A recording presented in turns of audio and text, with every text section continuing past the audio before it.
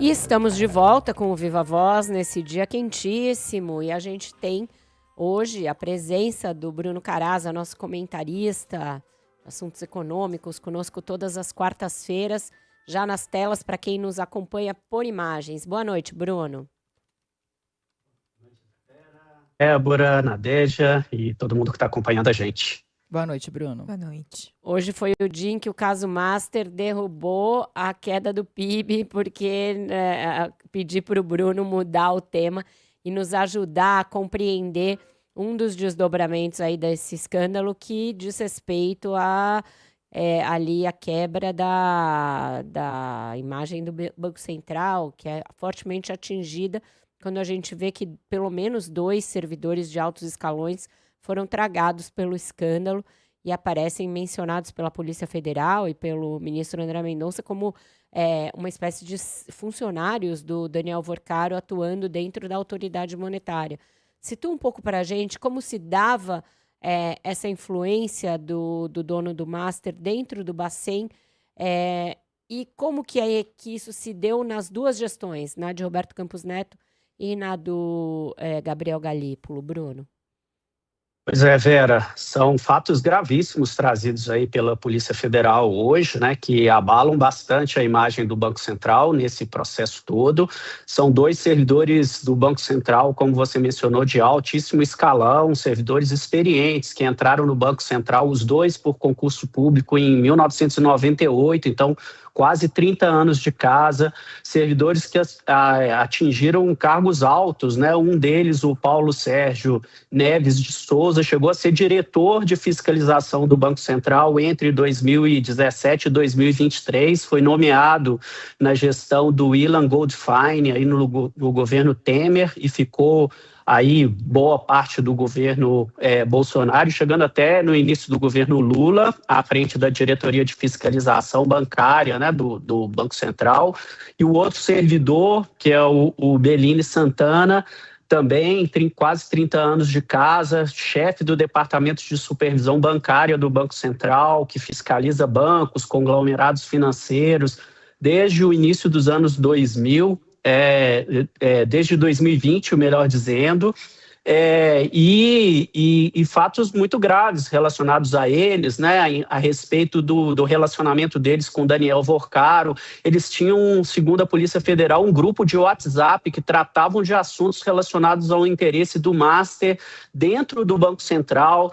O Daniel Vorcaro mandava para eles minutas de documentos que seriam apresentados à presidência do Banco Central, eles revisavam, devolviam para o Daniel Vorcaro com sugestões, eles avisavam, segundo a Polícia Federal, o Daniel Vorcaro sobre fiscalizações que o Banco Central estava conduzindo lá dentro e possíveis sanções que ele poderia aplicar. Então, é um conjunto de condutas, assim, nem um pouco republicanas, vários indícios, inclusive, que o Daniel Vorcaro fazia pagamentos para eles por meio de uma empresa de fachada, isso a Polícia Federal também trouxe, o que é incompatível com a conduta de um servidor público ocupante de um cargo, né, de tanta responsabilidade, e isso tudo joga o Banco Central para o centro desse furacão, porque nós estamos falando aí de uma conduta que vem da administração do Roberto Campos Neto, quando eles atuavam. É bom lembrar que havia uma política expressa do Banco Central na gestão do Roberto Campos Neto a respeito de estimular a concorrência bancária no Brasil. Até aí tudo bem, o setor bancário no Brasil ele é muito concentrado mesmo, isso leva a juros altos, então é uma política pública necessária.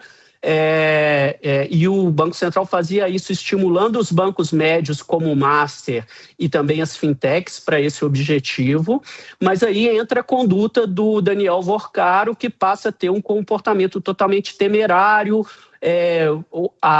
aproveitando brechas aí no sistema do Banco Central e, ao que tudo indica, corrompendo servidores e corrompendo decisões, aparentemente, do Banco Central.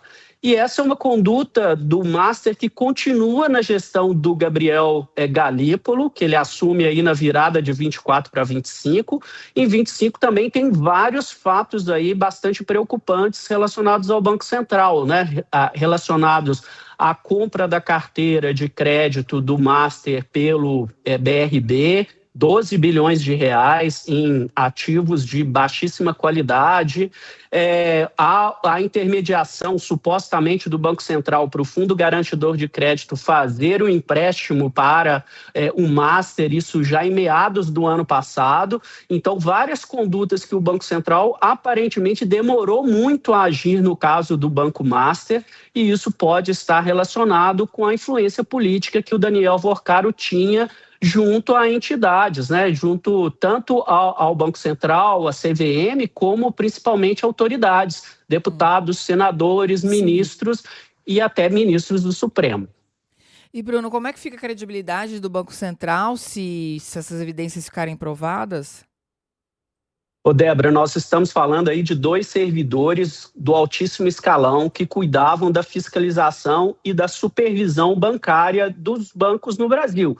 Se a gente olha as atribuições desse departamento de supervisão bancária, né, que os 2, aliás, servidores ocuparam essa posição, ele cuida de avaliar a solvência de bancos, a liquidez de bancos, os critérios de governança que os bancos têm, a gestão de riscos que as instituições financeiras têm.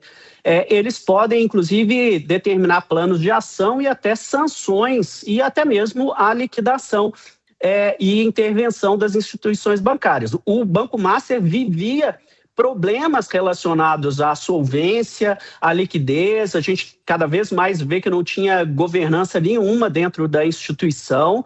Então, o fato de você ter 2 servidores que cuidavam dessa área, que supostamente deveriam conduzir as ações do Banco Central para coibir esse comportamento de uma instituição financeira, eles entrando aí na folha de pagamentos do banco, isso é muito grave, né? As consultorias informais que eles davam para o banco, isso joga sobre o Banco Central uma sombra aí de suspeição que pode afetar a credibilidade do banco, porque o que a sociedade acaba se perguntando é, se aconteceu com o Banco Master, por que não estaria acontecendo com outras instituições financeiras no Brasil? Então, isso é uma acusação gravíssima relacionada à postura do Banco Central e, por isso, precisa ser investigado e as punições serem tomadas devidamente. E vai ficando mais e mais claro que o Daniel Vorcaro corrompeu todo o sistema, né, Bruno? Do ponto de vista econômico, o que dá para fazer para que episódios assim não se repitam? Adélia, acho que primeiro ponto, aliás, tem muita gente comentando que essa prisão de agora pode conduzir o Daniel Vorcaro a fazer uma delação premiada para obter benefícios em troca de informações.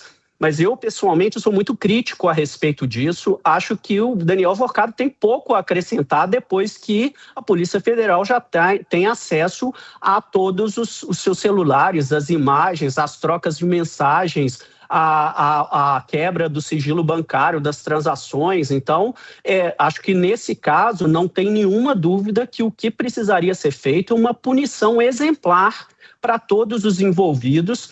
Acho que qualquer medida de alívio para o Daniel Vorcaro, ele vai sair muito bem nessa situação. Certamente ele é alguém que, para quem organizou esse esquema dessa dimensão, certamente ele já desviou aí bilhões de reais para o exterior em paraísos fiscais. Então, acho que o primeiro sinal que precisa ser feito é uma punição exemplar, anos, décadas na cadeia, para ficar claro para todas as outras pessoas que o crime não compensa. E isso vale para todos os envolvidos, inclusive se ficar comprovado realmente essa conduta desses servidores do Banco Central, exoneração, além de todo o processo penal aí envolvido, caso de corrupção passiva nesse caso, né?